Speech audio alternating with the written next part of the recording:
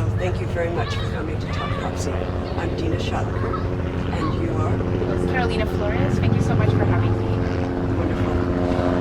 So we're here today to talk about Dena's book, which is coming out very soon. Actually, I don't know when it's coming out. Well, me neither. I mean, they seem to take forever to do the copy editing, so yeah. But sometime in the next year, this book will be out. And the book is titled Art as Cognition. Yes. And it kind of covers a lot of ground. It goes from the cognitive science of perception to the point of view of the artist and art as communication. Can you tell us a little bit about the narrative arc of the book? So if the book was a journey, give us sort of a description of the journey you want to take us on. Yeah, that's an interesting question. I think that the journey that I wanted to take people on was, it sort of starts negatively in some ways, right? To break this conception that I think is so prominent in the analytic tradition that perception is kind of like a little snapshot that we take of the world. And this sort of, sort of based on traditional empiricism, like we sort of absorb it passively and there's accurate conditions of perception. And I think my perspective from the point of view of an artist was always very different than that. And so what I've tried to do is sort of think about what the act of perception is like from the point of view of an artist. And then I think it was that point of view that then brought me to the years of doing basic research in vision science and all the empirical data. So the point is that there's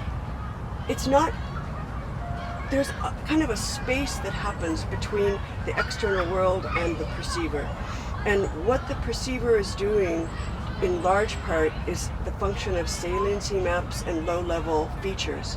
And so we edit radically what we see. There's no snapshot. We radically edit. And it's not just a one-moment editing. It's a fluid, constant change in saliency over time. And so what that thing is out there is constantly changing for us. That was part of it, right? So the emphasis on low-level features and saliency maps. But the other part of it was just perception, which to me seems so incredibly important in how we see things.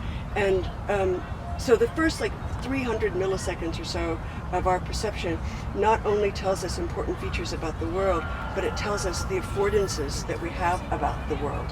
Whether it's frightening, Gibson's affordances. What can I do with that situation?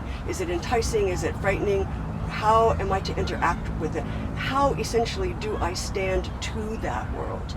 So and I think that all of that is very prominent in artists' minds. My relationship to the thing. So my first person experience.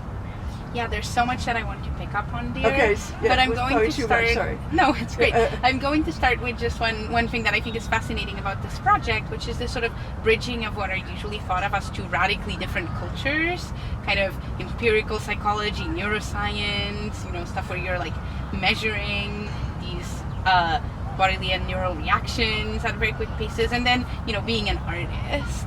And that's, I think, something that's really not done enough. So I was thinking maybe one thing we could, that I'm curious to hear more about is just if you could tell us a little bit more about your work as an artist, so we have a sense of where you're coming from and the ideas.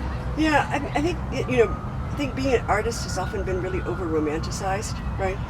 And so I'm not trying to make it super scientific in that way, this neural pathway happens and that, but artists have perceptual experiences just like everybody else.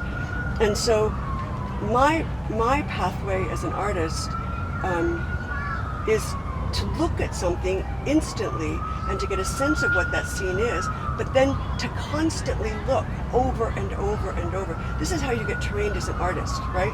The first thing that you're taught as an artist is not to look at objects, and not to see the world in terms of objects.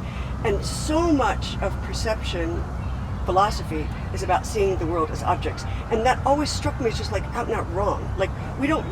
That's way down the road, seeing objects, right? And so much of what we see, just look at what's going on around us right now, right? You can say, oh, it's a tent, but really, is that what we're seeing? No, what we're really seeing is sort of the different shades of gold that are all around you, and the contrast between the gold and the black.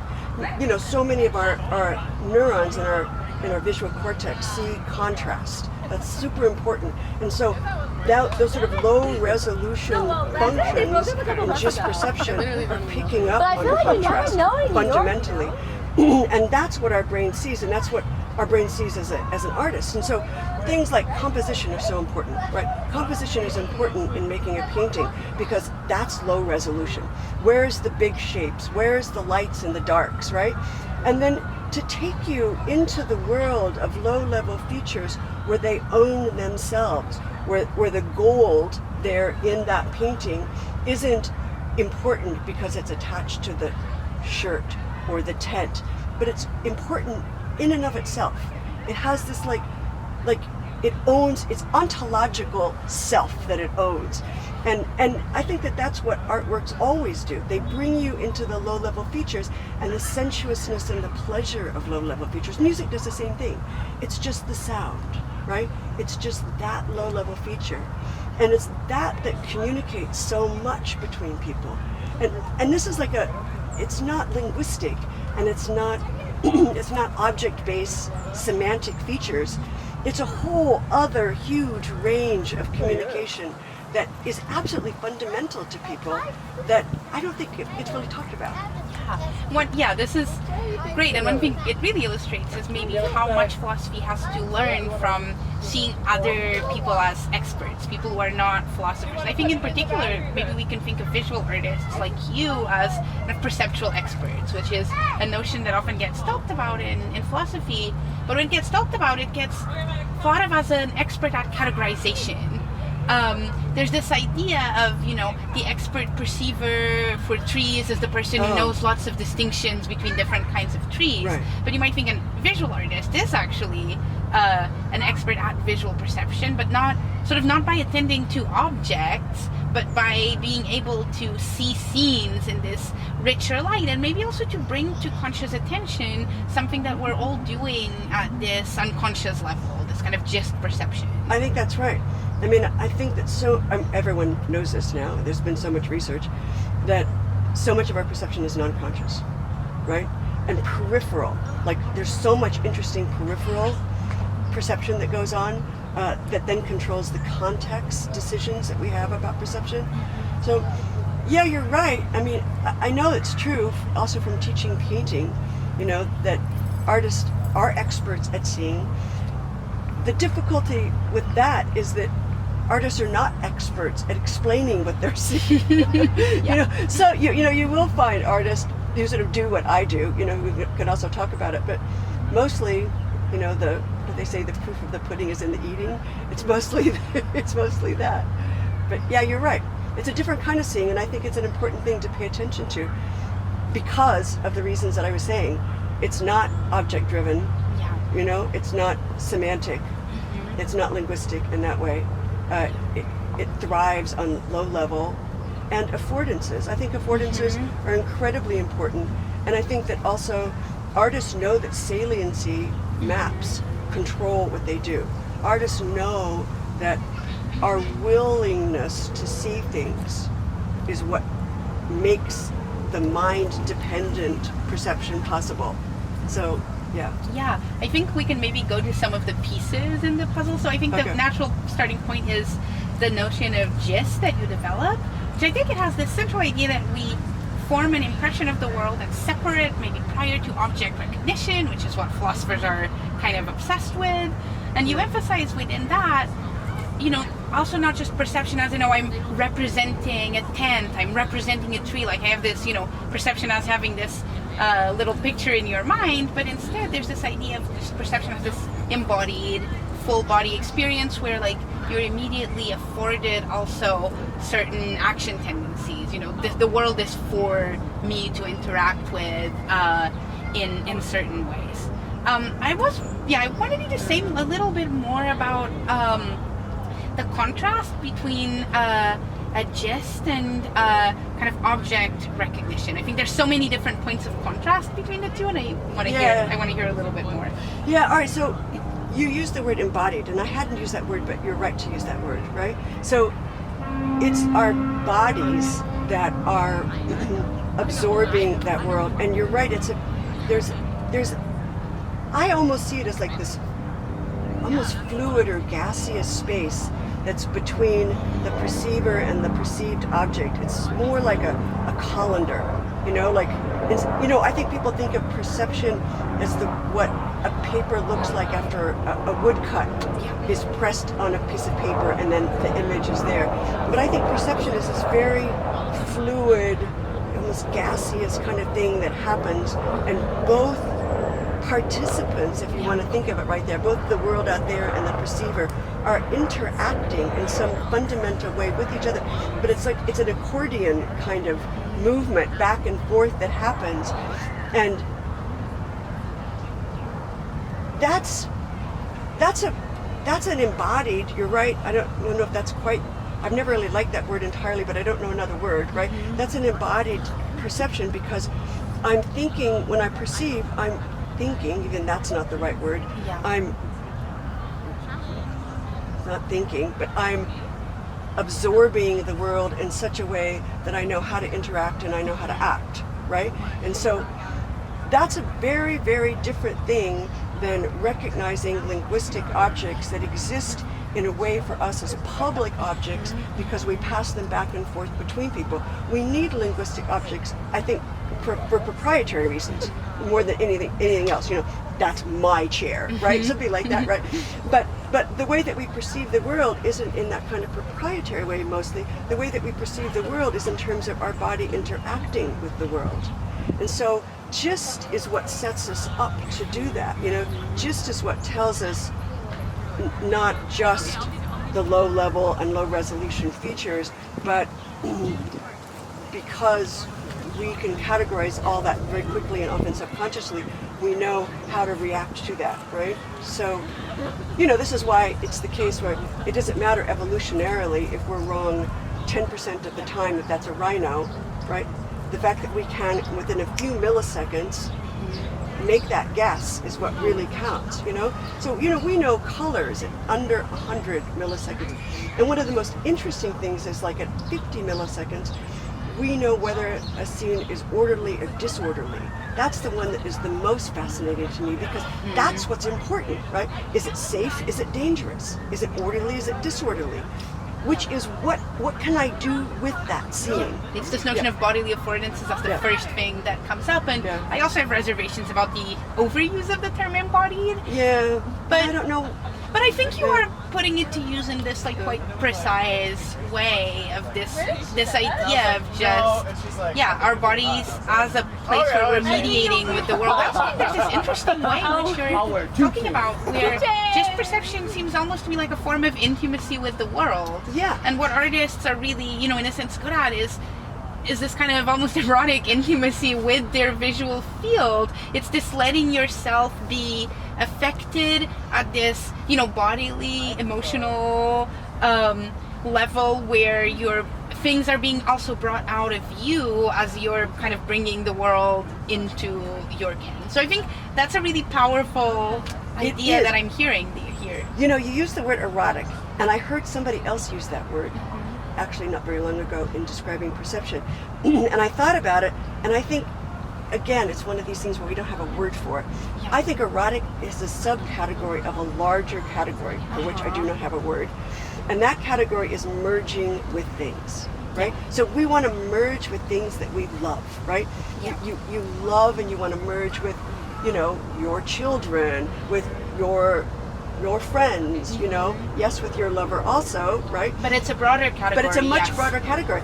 And I think that what art is about is merging with your environment, right? Artists look deeply, visual artists, right, are looking deeply into the, again, low level items, that particular level, that particular light as it falls there, right? That particular contrast, that particular hue, all of those sort of low level features. And it is a kind of melting into all of that. And then you take that sort of first person experience that you've got, that's how I stand to the world, and then you put that into the work in a way that you hope others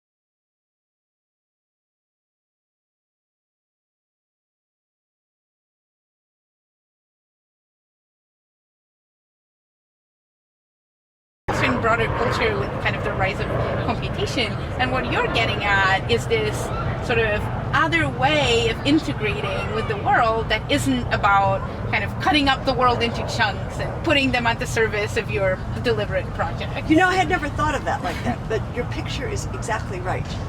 You know, your picture is exactly right. I had never articulated it like that, but you're right. I am sort of rebelling against that. I think of it as this very commodified, chunked world. Yeah.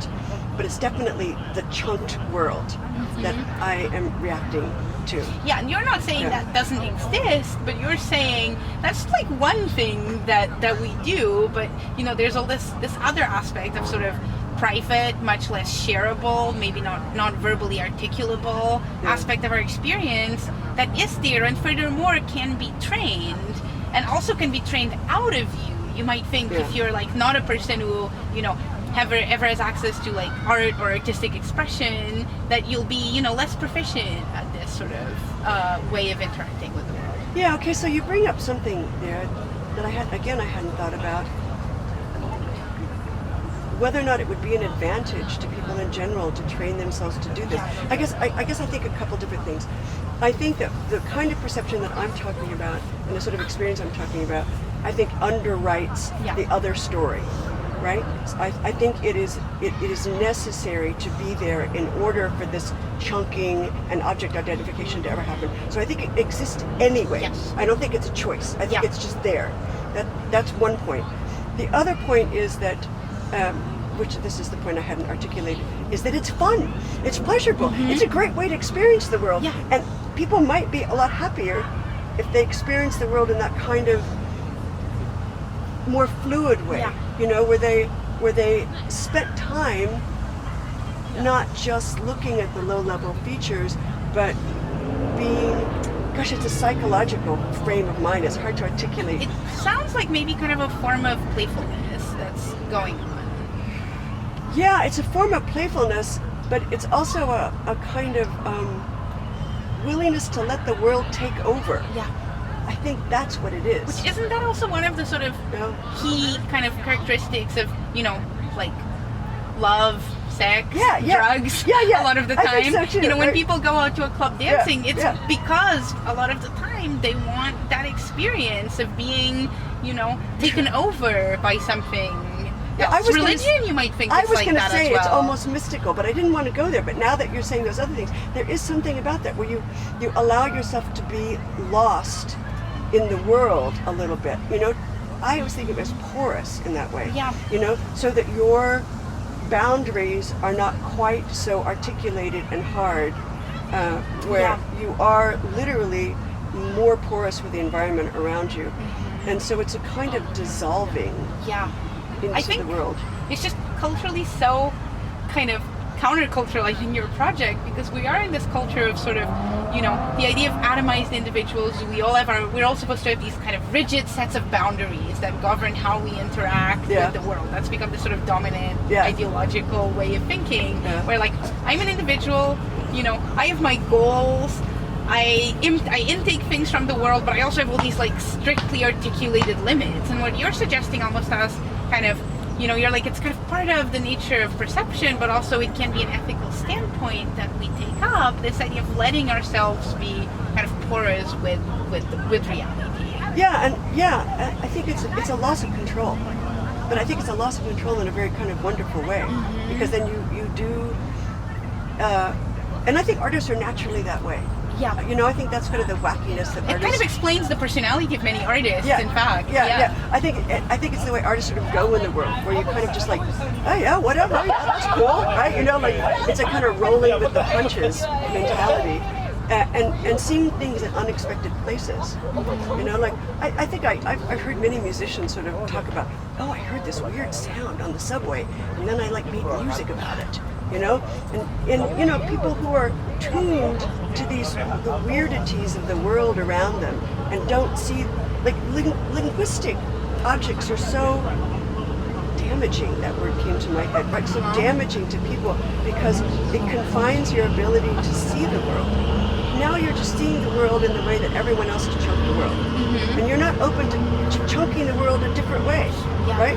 And so works. Or even if you are, it's, there's kind of a menu of preset options for how you're going to see the world, not this kind of fluidity that you're talking about. Where you actually get to sort of, oh my God, I never noticed that. Nobody pointed that out to me, but I never noticed that. And now I have the ability to notice that, So there's a kind of freedom, I think, that but I think that freedom comes from, it's not just a psychological thing. I mean, for me, the freedom comes from the kind of science of knowing that this really is the way perception works. Mm-hmm. Our bodies are actually meant to do this, So this actually is the way that we perceive the world. Mm-hmm. And I think that it's not just I don't think that just is a little tiny addendum. Yeah. I think just is the ground on which we walk. And it gives us all the basic tools that we need to navigate forward with. And I just think it's really important to think about. Yeah. It comes kind of with a different model of action and of how we act in the world, one which is much more tied to like immediate affordance-based reaction and not, it's not trying to explain behavior all the time by giving you this rationalizing story about people's beliefs and desires. Right, yeah, because all that's, like, I think the nice thing about GIST also is that it sort of settles the debate between objective and subjective, because it is both objective and subjective, In that first millisecond, we're getting a lot of objective information, but we're also getting our subjective take on it. And so I think it's never the case that the two are separate in us.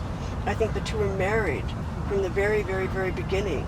And so I think that we own our first-person experience, but that first-person experience also is the thing that gets us to shared third-person experience, and we never really lose it. So I think if you think about it properly, then you don't have these false bifurcations that I think trouble people so much, between objective and subjective and external, internal, all of those things.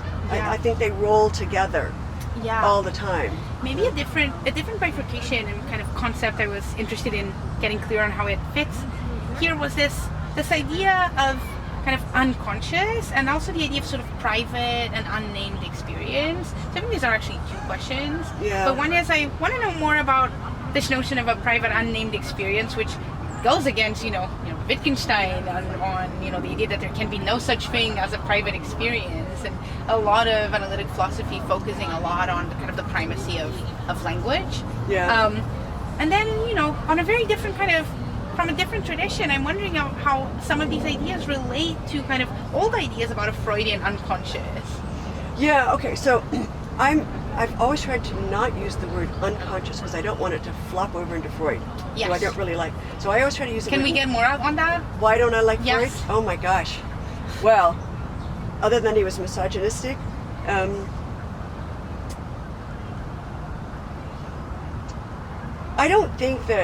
I think, gosh, this is a whole other thing, but sex drives are important, but I don't think they underwrite everything. And I think that Freud really oversimplified on that. I also think the whole idea of penis envy is just one of the dumbest ideas I've ever heard in my entire life. I mean, it is. I was raised by a farm mother who told me that the way that you tell the difference is one hole and two holes, and I always felt so sorry for the boys they just had one hole. Like I never got the penis envy, and then when it was explained to me, I was like, "Are you kidding?" But they've only got one hole, So I never that was always dumb to me. But sort of leaving that aside, I think that we do have a lot of processes that basically operate in the background, right? So I don't think of them as the unconscious, malevolent kind of things that Freud thought. I think that, it's just like there are some that operate in the background and they have important functions for us, but we're not always conscious of them. And so I think of them very neutrally, in that kind of way. I don't think... and a lot of perception. I mean, there's tons of interesting studies in the last 20 years, especially on non-conscious perception. Things that we operate on beliefs on the basis of things that we are not aware that we saw, right? And so there's plenty of proof for that. But I think that the way that we sort of combine all this bits of data from various sources, from peripheral vision, from non-conscious perception, from is like an amazingly interesting process that we have to think about socially, right? There's a private world, right? But so much of what I think is a consequence of what other people have thought. And so we have private unnamed experiences for sure, like you mentioned, right? And I think that those are very valuable to us. I think a very small part of our world is actually named. A very tiny part of our world is actually named. We think everything's named, but it's not true. The spaces between things are not named, and all of that is so important. The little crevice there, between those two marks is not named, right? But all of that is like an important part of everything that I see around me. But so much of what I think and the perception that I have is formed by what people have told me to see. And so the social aspect of seeing is very important to me. So I think that I think this is what art does. I think this is one of the fundamental things that art does, is that it gives over to other people very private first-person experiences in ways that then we can extend our own private unnamed experiences and include then in that set of things the experiences of other people. And I think that art is the most intimate way, almost, that we have of seeing into other people's minds. It's very, very hard to know really what other people are thinking and feeling, but artwork is that wonderful way that we have where artists don't just point to objects in the world, but they name new objects. And they name new objects by pointing to a kind of experience that hadn't been pointed to before and telling you how to stand and how to relate to that. And so it's an ontological chunking that happens, but it's also a naming process. But it's not linguistic naming. I mean, I can look at, Van Gogh just came to my head, right? Mm-hmm. I can look at Van Gogh's, and it's a way of looking at the world that I now know how to do because of his work. Yeah. Someone is pointing, someone is telling you, I'm showing you how I see. I'm showing you what the world is like to me. And then that's a way in which the world can become like that for you as well. Yeah. And it's so broad, it's so broadening. And I mean, Wittgenstein talked a lot about not having private languages, right? Yes. But that's language, right? These are experiences. You got 2 minutes. These are experiences. And so I think that what art is able to do is to bring us into somebody else's experience and to make that meaningful for us. So within that, another thing I had a question on was, what should we make of art that's done with others? Things like poetry, and you mentioned, I read you saying that conceptual art is not about concepts. What should we make of literary fiction? Maybe poetry, maybe the key components are sort of poetry / literary writing in general, and then conceptual art. What should we make of those things? Are they not, on the face of it, they are giving us this like chunk named experience. Yeah. Okay, so poetry is like, to me, one of the most amazing things in the world that people can do that. Like, I bow down to poets, right? So I'm not even going to try to figure out what they do, right? But let's just talk about writing in general. So, all right, so I just started a new novel today by Deborah Levy. She's a great writer, right? South African originally. Now, what makes a really great novelist? She said, I heard her speak recently about it, she said that one of the things that she likes to do is to start a sentence going in one direction and then have it reverse almost and go in the other direction, right? So the reader is almost sort of thrown off, right? And so I've thought a lot about that. I was thinking about that today, reading that book, and I thought that what it does is you just give in to her world, right? You just completely, it's that merging thing again, right? It's the same merging. It's the same perspectival merging. Right. Yeah. Like I clearly cannot predict where she's going with each sentence and with each thing, right? And so I kind of just am now floating free in her world, and I'm starting to see the world very much from her perspective. So she doesn't just sort of describe the characters, right? Yeah. That it's not that kind of illustrative way. She sort of gets you destabilized and then accepting of the story.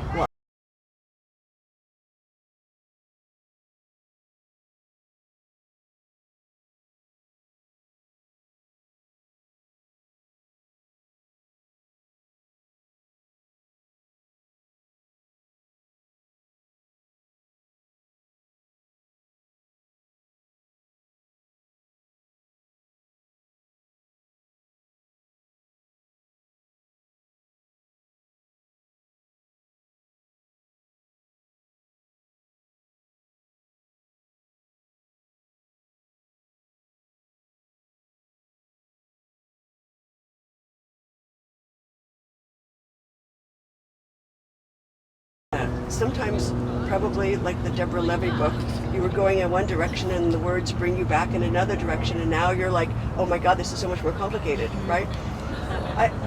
Words can do that, but words delimit in ways that images don't. So it's a different kind of thing. So your other question about conceptual art. Philosophers use conceptual in a very specific way, which is not the way artists were using it. So I think it's kind of, people are speaking at odds a little bit here, right? So I think that a lot of philosophers think that conceptual art is about concepts in this kind of, general terms way, right? It's not. Conceptual art was always a way, from Duchamp on, a way of not emphasizing the decorative, and in Duchamp's terms, the retinal, right? So to give you a more intellectual point of view, right? So, like, who are our great, really conceptual artists from the big,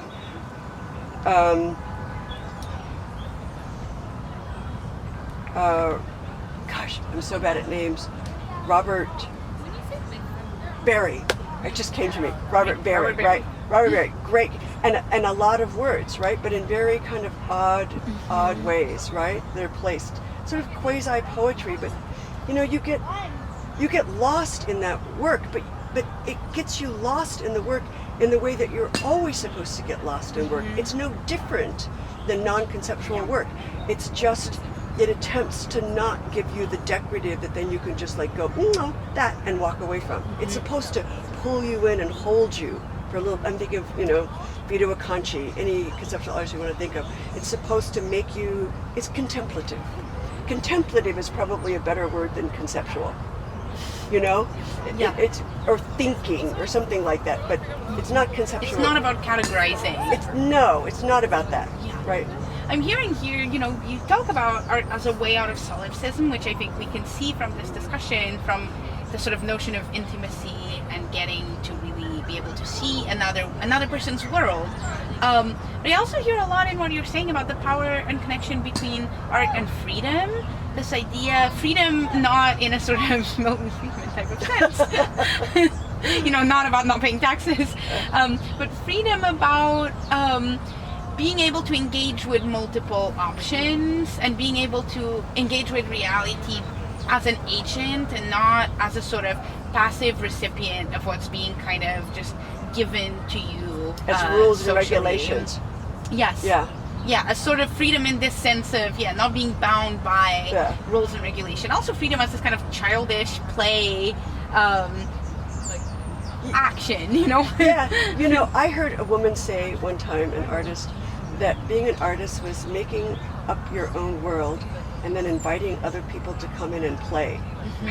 And I always thought it was a great definition of art. I think that's what it is, right? I think that's what artists have always been. But I think it's not just random, rule breaking for the sake of rule breaking, right? I think there's a real kind of telos.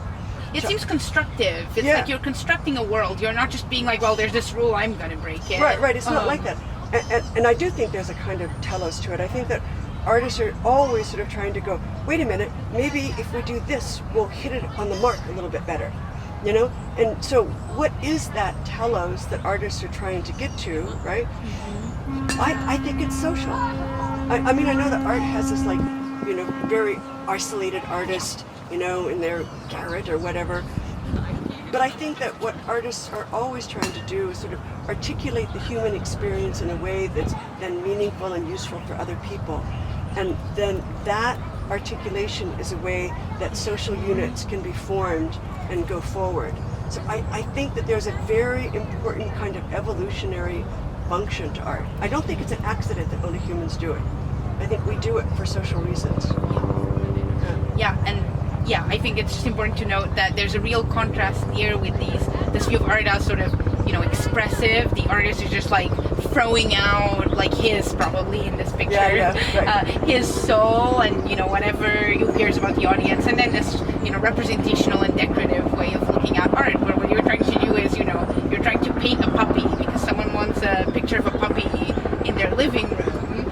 And that's not, that might, can be one thing that's going on, but if you're painting a puppy, you're trying to paint the puppy that you see. Right. And where these like small differences in how you paint the puppy are going to make a huge difference. I think that's one of the really wonderful and I think often underplayed aspects of art is this huge attention to detail, which you need to actually convey this gist that you want to get across. Which is something why artists kind of obsess over these tiny details in their work.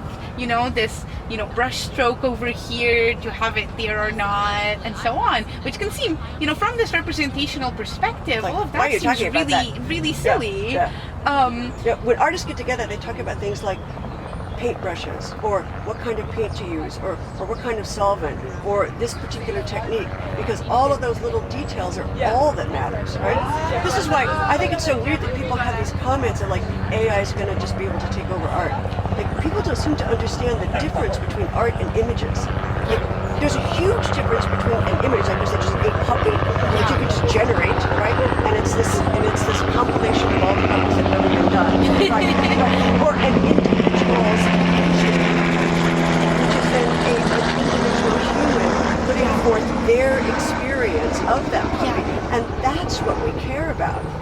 Yeah, and it's like we don't want to, we're not going to have intimacy, at least, and not for a while with like an AI. The world would need to be radically different for this kind of perspectival intimacy to be, the sort of thing that AI can produce, I think. Yeah, for AI to actually produce an individual's point of view with all of the fears that go into being an individual. Like, so much of what drives us is our fear. When we talked about affordances, but going forward towards something or pulling away from it, You mentioned Wittgenstein earlier, and Wittgenstein talks a lot about the silliness of thinking that you have these aesthetic terms like beautiful and stuff like that. And he says that, really, when you stand in front of an artwork, what's going on is that you're having all of these feelings of disgust or horror or desire, right? And then you have all those expressions on your face that you then share with the person next to you, right? And so it's a very bodily, your body is reacting to it. Your amygdala is reacting to it, right? Am I afraid of this? Am I not afraid of it? And I think the chance of getting of getting an AI to have fears, my God, you probably wouldn't want that, right? Yeah. I think that's what. Yeah. And I think with AI, it's like, well, it's a sort of like, who knows? These things can be programmed in all sorts of ways. But part of it is also about what social world we want to be constructing. And especially if art is playing this communicative bonding function, then it just kind of seems like, well, it's not appropriate to think of what an AI is producing as like that thing. Right, well, what good's it going to do us? Right? Yeah. I mean, it might be something, it would be a picture substitute that you could hang on the wall, kind of like a, an X in a variable, right? I mean, that's the kind of thing it would be on the wall, but that's not the same thing as art. Art only exists because it comes from individuals. We care about it for that reason, We don't care about it just, I don't know. For what the surface properties happen to be. Or the object that it's depicting. People think a lot of times that they're identifying with the object, but it's not really.